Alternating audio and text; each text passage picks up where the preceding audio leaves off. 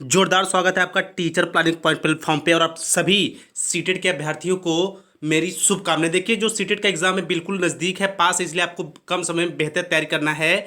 तो क्या करना है कि चीज़ों को बिल्कुल अच्छे ढंग से और स्मार्ट ढंग से सीखना होगा। तो कहना चाहूँगी, यदि आप मेरे चैनल पर पहली बार हैं तो चैनल को सब्सक्राइब करके बेल नोटिफिकेशन ऑन कर लें। और यदि आप तक आपने ईवीएस स्पेशली ईवीएस पेडागोजी के सेक्शंस को तैयार नहीं किया है तो कोई बात नहीं, बस आप इन प्रश्नों के साथ अपनी समझ को, अपने अंडरस्टैंडिंग को बेहतर बना के कम समय में ईवीएस सेक्शन की बेहतरीन तैयारी कर सकते हैं। तो चलिए स्टार्ट करते हैं आज की बेहद इंपॉर्टेंट क्लास। और यदि आपको वीडियो पसंद आए तो कम से कम एक स्टडी रिलेटेड ग्रुप में जरूर शेयर करिएगा और वीडियो को लाइक करिएगा। तो चलिए चलते हैं क्वेश्चन नंबर 1 की तरफ। देखिए, सारे के सारे जो क्वेश्चन बिल्कुल फटाफट होने वाले हैं, यानी कम समय आपको चीज़ें बेहतर सीखने को मिलेंगी, इसलिए आप वीडियो के अंत तक बने रहिएगा। तो देखिए, क्वेश्चन नंबर 1 में कहा जा रहा है कि पर्यावरण अध्ययन की कक्षा होनी चाहिए, यानी पर्यावरण की, यानी जो ईवीएस अध्ययन की कक्षा कैसी होनी चाहिए। ए में कहा जा रहा है गतिविधि आधारित कक्षा, बी में कहा जा रहा है पाठ्य पुस्तक पर आधारित कक्षा, सी में कहा जा रहा है पाठ्य पुस्तक में दी गई गतिविधियों पर आधारित कक्षा, या फिर डी में कहा जा रहा है उपरोक्त सभी। देखिए, पर्यावरण अध्ययन की कक्षा की बात हो रही है, तो जो पर्यावरण अध्ययन की कक्षा कैसी होनी चाहिए, गतिविधि आधारित कक्षा होनी चाहिए, साथ ही साथ पाठ्य पुस्तक पर आधारित कक्षा होनी चाहिए और पाठ्य पुस्तक में दी गई गतिविधियों के आधार पर कक्षा होनी चाहिए, यानी जो उपरोक्त सभी, यानी ऑप्शन नंबर डी बिल्कुल करेक्ट होगा। आगे चलते हैं क्वेश्चन नंबर 2 की तरफ। देखिए, बच्चों में सामाजिक भावना का विकास करने के लिए निम्न में कौन सा प्रयास सर्वोत्तम, यानी कि इन 4 ऑप्शंस में से वो आपको ऑप्शन चूज करना है जिस ऑप्शन में ये प्रतीत होता है नहीं बच्चा कुछ सामाजिक चीज़ों को सीख रहा है, या हम उस ऑप्शन के माध्यम से बच्चों के अंदर सामाजिक भावना का विकास कर सकते हैं। ए में कहा जा रहा है कि विद्यालय में विभिन्न त्योहारों का आयोजन करना, बी में कहा जा रहा है अभिभावकों को विद्यालय में आमंत्रित कर बैठकों का आयोजन करना, सी में कहा जा रहा है बच्चों को स्वस्थ स्पर्धा के लिए तैयार करना, या फिर डी में कहा जा रहा है विद्यालय में बाल मेला आयोजन करना। तो देखिए, क्वेश्चन नंबर 2 के अकॉर्डिंग जो ऑप्शन नंबर बी, इसको तो आप बिल्कुल काट दीजिए और सी को बिल्कुल काट दीजिए। यानी कि हम बच्चों में स्वास्थ्य स्पर्धा, यानी हम किसी भी बच्चे को स्पर्धा या कंपटीशन के लिए नहीं तैयार कर सकते।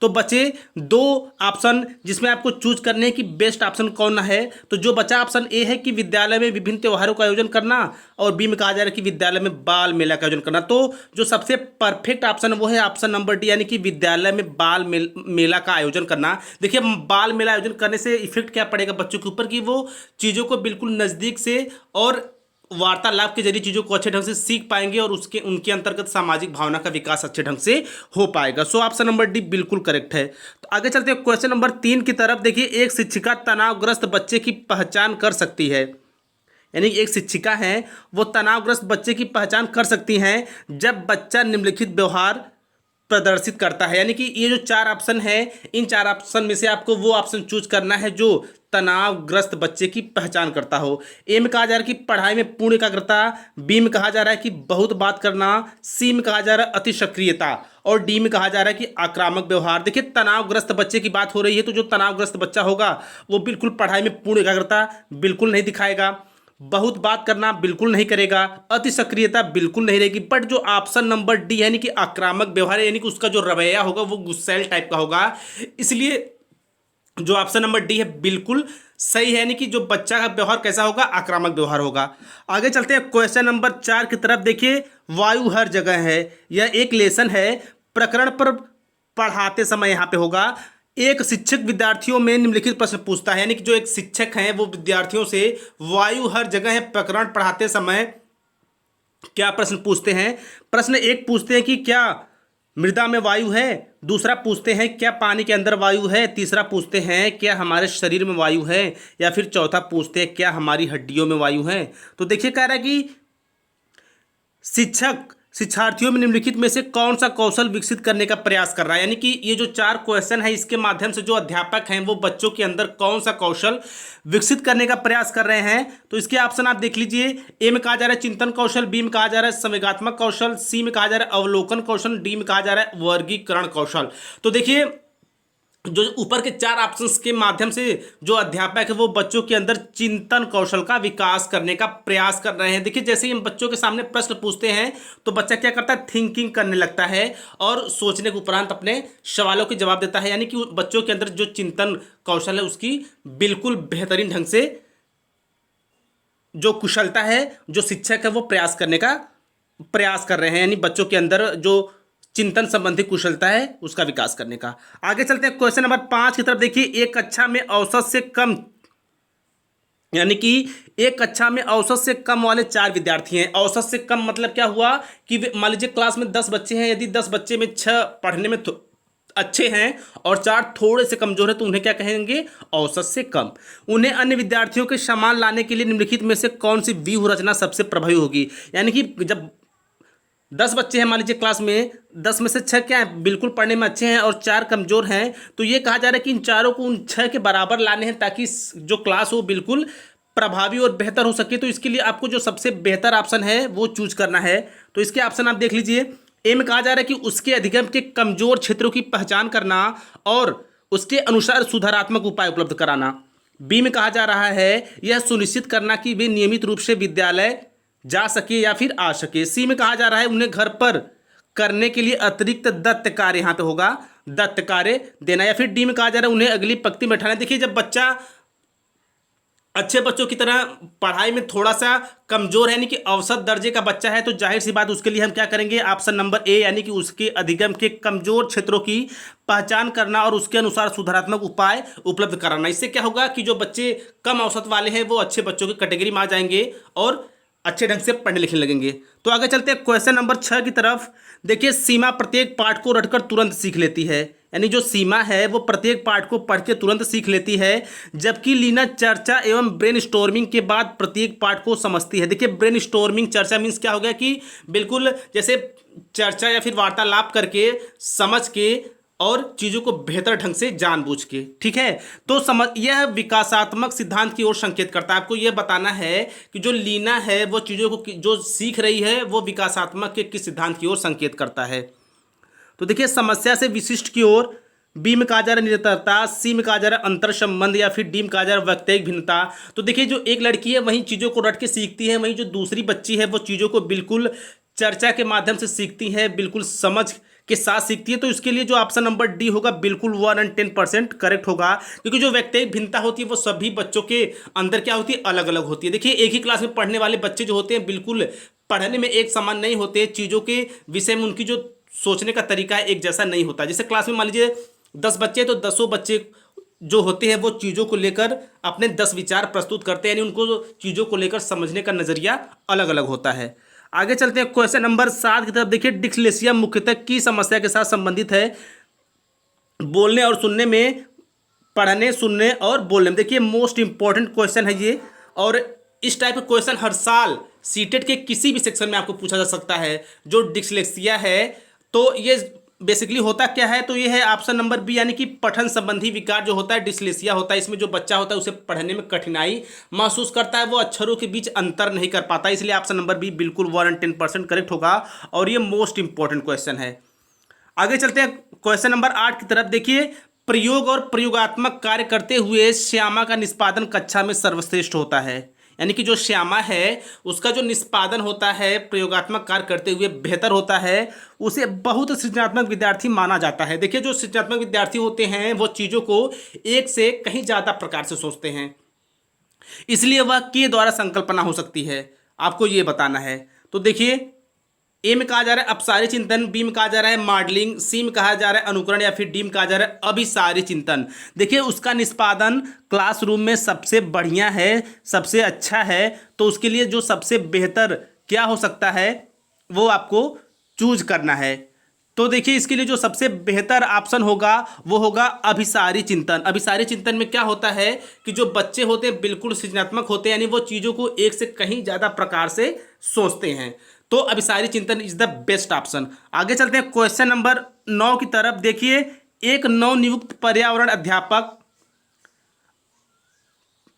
शिक्षक के रूप में पढ़ाने से पहले आपकी सबसे पहली प्राथमिकता क्या होगी। मान लीजिए बिल्कुल नया टीचर है और पर्यावरण अध्ययन की क्लास को पढ़ाने में उसके लिए सबसे जो प्राथमिक चीज़ होगी वो क्या होगी, यानी कि उसके लिए जो सबसे इंपॉर्टेंट चीज़ होगी वो क्या होगी यदि कोई टीचर बिल्कुल नया नया है ईवीएस की क्लास में।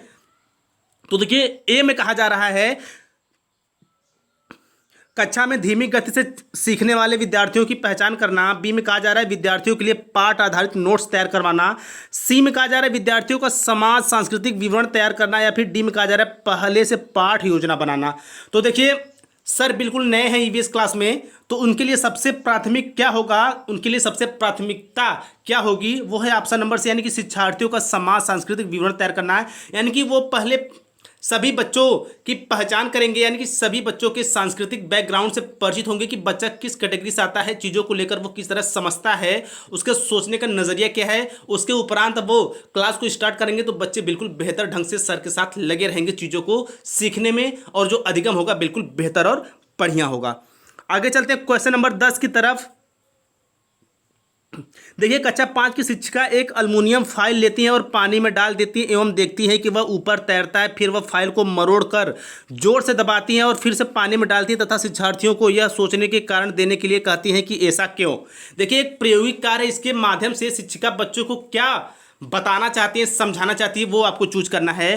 तो इस प्रश्न का उत्तर देने में निम्नलिखित में से कौन सा प्रकरण कौशल का प्रयोग किया जाएगा। यानी ये जो क्रियाकलाप मैम ने किया बच्चों के लिए, तो पूछा जा रहा है क्वेश्चन में कि ये जो क्रियाकलाप है वो प्रकरण कौशल का कौन सा प्रयोग होगा। तो देखिए कौन सा प्रयोग होगा, परिकल्पना, वर्गीकरण, सीमापन, या फिर डी कह रहा है अवलोकन या मापन। तो यानी परिकल्पना, वर्गीकरण, अवलोकन, मापन, इन 4 ऑप्शंस में से आपको वो बताना है कि जो मैम ने किया बच्चों के लिए वो किस प्रकरण के अंतर्गत आएगा। तो वो आएगा परिकल्पना के अंतर्गत, यानी कि बच्चे परिकल्पना करेंगे कि नहीं ऐसा होता क्यों है। सो ऑप्शन नंबर ए बिल्कुल 110% करेक्ट है। और ऐसे ही टाइप से क्वेश्चन बिल्कुल सीटेड 2020 में आने वाले हैं। सो वीडियो बेहद ही इंपॉर्टेंट होने वाली है आपके लिए, इसलिए आप वीडियो के अंत तक बने रहेगा। और यदि आपने अभी तक हमारे चैनल को सब्सक्राइब नहीं किया तो सब्सक्राइब कर लें, और एक प्यारा सा कमेंट जरूर करिएगा कि वीडियो आपको कैसी लगी। तो चलते हैं क्वेश्चन नंबर 11 की तरफ। सामान्य से विशिष्ट का सिद्धांत निम्न में से किस में प्रयोग होता है। देखिए, सामान्य से विशिष्ट की बात हो रही है, यानी कि सामान्य से विशिष्ट का जो सिद्धांत होता है उसमें पूछा जा रहा है कि वो निम्न में से किसका प्रयोग होता है। विश्लेषण विधि, संश्लेषण विधि, स्वतंत्र विधि या संश्लेषण विधि, या फिर आगमन विधि। तो देखिए, विशिष्ट से सामान्य की बात हो रही है, यानी कि विशिष्ट से सामान्य की बात हो रही, तो इसके अंतर्गत क्या आएगा, तो इसके अंतर्गत आएगा आगमन विधि, यानी कि ऑप्शन नंबर डी बिल्कुल सही है। यानी कि आगमन विधि क्या होती है कि विशिष्ट से सामान्य की ओर अग्रसर होती है। तो ऑप्शन नंबर डी बिल्कुल 110% करेक्ट होगा। आगे चलते हैं क्वेश्चन नंबर 12 की तरफ। देखिए, विज्ञान का एक शिक्षक है, यानी कि विज्ञान के एक सर हैं। विज्ञान का एक शिक्षक छात्राओं को 3 भागों में बांटता है, यानी कि जो सर हैं वो बच्चियों को 3 भागों में बांटते हैं। प्रथम समूह के सदस्य में आपस में कसकर अपने आप को पकड़ लेते हैं, दूसरे समूह के सदस्य एक दूसरे के हाथ पकड़ लेते हैं, तीसरे समूह के सदस्य एक दूसरे से दूर खड़े हैं। शिक्षक क्या पढ़ाना चाहता है। देखिए, आप क्वेश्चन को बिल्कुल बारीकी से समझिएगा, मैं चीज़ें बिल्कुल पानी की तरह क्लियर बताऊंगा, ताकि पहली बार में जो आपका सीट हो बिल्कुल बेहतर नंबर के साथ आप क्रैक कर जाओ, उड़ा ले जाओ। तो देखिए, आपस में कसकर पकड़ लेते हैं, ये पहला समूह क्या है, प्रथम समूह के सदस्य आपस में कस के पकड़ लेते हैं, यानी कि पास पास, यानी कस के पकड़े तो बिल्कुल पास पास होंगे। और दूसरे जो समूह के बच्चे हैं वो एक दूसरे का हाथ पकड़ रहे हैं, यानी कि एक दूसरे का हाथ पकड़ रहे हैं। और जो तीसरा समूह है वो क्या है कि एक दूसरे से दूर खड़े, यानी कि दूर दूर खड़े हैं। तो सॉरी, तो आई होप इस क्वेश्चन को आप समझ गए होंगे। तो देखिए, इसका ऑप्शन एकता से शक्ति का पार्ट, बी में कहा जा रहा है सामाजिक सद्भाव, सी में कहा जा रहा है समुद्र से जीवन की विविधता, डी में कहा जा रहा है ठोस द्रव गैस की प्रकृति। तो आप क्वेश्चन को बिल्कुल समझ गए होंगे, ऑप्शन नंबर डी बिल्कुल सही होगा। यानी ठोस द्रव गैस की जो प्रकृति है, अध्यापक जो हैं, सर जो हैं, शिक्षक जो हैं, वो बच्चों को पढ़ाना चाहते हैं। देखिए, मैं आपको फिर समझ देता हूँ। जो समूह एक है वो आपस में कस के पकड़ा है, यानी कि कस के पकड़ा है तो बिल्कुल पास पास नजदीक होंगे, कसे हुए होंगे, पहले में था। दूसरे समूह में क्या था कि बच्चे एक दूसरे के हाथ पकड़े थे, यानी कि थोड़ी सी दूरी होगी उनके बीच। तीसरे समूह में क्या था कि बच्चे दूर दूर खड़े थे, यानी दूर दूर। तो क्या हुआ, ठोस द्रव गैस, यानी कि इन जो तीनों क्रियाकलाप से ठोस द्रव गैस की प्रकृति का पता चलता है। सो आई होप आप क्वेश्चन को इजीली ढंग से समझ गए होंगे। तो आगे चलते हैं क्वेश्चन नंबर 13 की तरफ। देखिए, पर्यावरण अध्ययन की कक्षा में अवधारणाओं को स्पष्ट करने के लिए कविताओं पर कहानी कथन का प्रयोग करना क्या है। देखिए, कविताओं पर कहानी का कथन है कि जो कविताएं हैं उसको कहानी के रूप में बच्चों को बतलाना, उसका प्रयोग करना क्या है। तो देखिए, ए में कहा जा रहा है कि पाठ को आनंद और रोचक बनाने में, यानी कि पाठ को आनंद और रोचक बनाने में मदद करता है। बी में कहा जा रहा है स्थानीय एवं विश्व स्तर पर संसार की प्रकृति को खोजने और कल्पना करने की योग्यता का विकास करने में मदद करता है। सी में कहा जा रहा है बच्चों में विद्यमान भाषिक एवं सांस्कृतिक विविधता को ध्यान में रखता है। या फिर डी में कहा जा रहा है उचित दिशा में बच्चों की ऊर्जा का केंद्रित करता है। तो तो देखिए क्वेश्चन नंबर 13 है। तो देखिए क्वेश्चन नंबर 13 का जो सबसे बेहतर होगा वो होगा ऑप्शन नंबर बी, यानी कि स्थानीय एवं विश्व स्तर पर संसार की प्रकृति को खोजने और कल्पना करने की योग्यता का विकास करने में मदद करता है। क्या मदद करता है? कविताओं पर कहानी का कथन। मान लीजिए कोई पाठ में कविता है और जो सर हैं वो कविता को बिल्कुल कहानी के रूप में बता रहे हैं, तो बच्चों के अंदर जो स्थानीय एवं विश्व स्तर की संसार की प्रकृति होगी उसे खोजना और कल्पना करने की योग्यता का विकास बिल्कुल बेहतर और अच्छे ढंग से हो पाएगा। तो आगे चलते हैं क्वेश्चन नंबर 14 की तरफ। बेहद इंपॉर्टेंट क्वेश्चन है और सारे के सारे जो टॉप 20 बिल्कुल मोस्ट वांटेड क्वेश्चन है। देखिए वायु प्रदूषण की बात हो रही है। वायु प्रदूषण प्रकरण पढ़ाने के लिए 4 अलग अलग विज्ञान शिक्षक 4 तरह की शिक्षण पद्धति का प्रयोग करते हैं। देखिए जाहिर सी बात है, जितने अध्यापक होंगे उनकी शिक्षण विधियां भी अलग अलग होगी। तो यहाँ पे बात किसकी है? 4 अध्यापक की बात है, उनकी शिक्षण विधियां भी 4 प्रकार की हैं। तो कह रहे हैं निम्नलिखित में से कौन सी विधि पद्धति सबसे ज़्यादा उचित है, यानी कि जो 4 सर हैं उनकी वो कौन सी विधि है उन चारों में जो सबसे बेहतर और बच्चे के लिए सबसे सुगम और सहज है। तो देखिए चारों ऑप्शन है आपके सामने। ए में कहा जा रहा है विद्यार्थियों को वायु प्रकरण पर वृत्त चित्र दिखाना।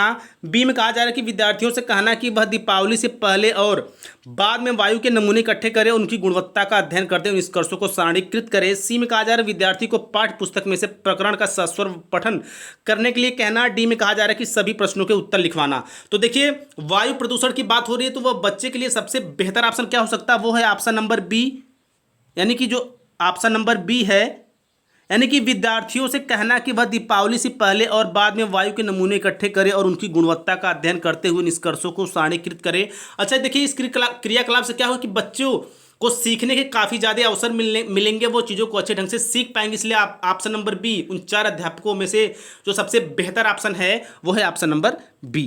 तो आगे चलते हैं क्वेश्चन नंबर 15 की तरफ। देखिए सरिता की शिक्षिका उसे विभिन्न सामूहिक गतिविधि में शामिल करती है, जैसे समूह चर्चा, समूह परियोजना आदि। उसके शिक्षिका सिखाने के लिए आवाम का अनुगमन कर रही है, यानी कि मान लीजिए कोई भी अध्यापक हो, सर हो, मैम हो, यदि वो किसी भी बच्चे को या फिर सभी बच्चे को समूह चर्चा में शामिल करते हैं, समूह परियोजना में शामिल करते हैं, साथ ही साथ उसे उचित अवसर देते हैं, सभी बच्चों को एक समान बिल्कुल बेहतर अवसर देते हैं, तो वो किसका अनुगमन कर रही हैं आपको ये बताना है।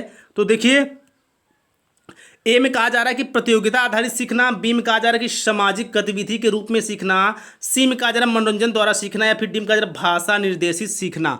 तो देखिए इसका जो सबसे सही ऑप्शन है वो है ऑप्शन नंबर डी, यानी कि भाषा निर्देशित सीखना। तो देखिए जब बच्चे जाहिर सी बात है परियोजना जैसे चीज़ों में भाग लेंगे, परिचर्चा में भाग लेंगे, तो उसके अंतर्गत जो भाषा निर्देशित सिस्टम है वो बिल्कुल डेवलप अच्छे ढंग से होगा, वो चीज़ों को अच्छे ढंग से सीख पाएंगे। यानी कि जो मैम है वो बच्चे के अंदर भाषा निर्देशित सिखाना अनुगमन कर रही हैं।